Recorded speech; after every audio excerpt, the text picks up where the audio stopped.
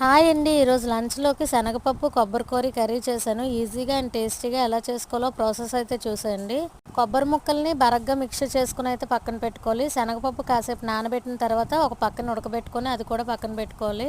Stove on చేసి కడాయి పెట్టుకొని కడాయిలో ఆయిల్ వేసి ఆయిల్ హీట్ అయిన తర్వాత ఉల్లిపాయలు, పచ్చిమిర్చి, కరివేపాకు వేసి బాగా ఫ్రై అయిన తర్వాత అల్లం వెల్లుల్లి పేస్ట్ చేసి బాగా కలిపి కొబ్బరికూరని అయితే వేసి బాగా ఫ్రై చేసుకున్న తర్వాత ఇక్కడ టమాటా అయితే రసాన్ని అయితే తీసాను. టమాటా రసాన్ని కూడా వేసి బాగా మగ్గించిన తర్వాత మనం ఇక్కడ ఉడకబెట్టుకున్న శనగపప్పుని వాటర్తో సహా కళాయిలో అయితే యాడ్ చేసేసి ఇలా ఉడుకుతున్నప్పుడు అయితే ధనియా పొడి, జీలకర్ర పొడి, కారం, ఉప్పు, మసాలా పొడి వేసి బాగా ఉడకనిచ్చనమాట. ఈ వాటర్ అంతా దగ్గరికి అయిపోయి ఆయిల్ పైకి తేలేంత వరకు ఉడికించుకుంటే మనకు కర్రీ అయితే రెడీ అయిపోయినట్టే. ఇంకా లాస్ట్లో అయితే కొత్తిమీర వేసి స్టవ్ ఆఫ్ చేస్తాను.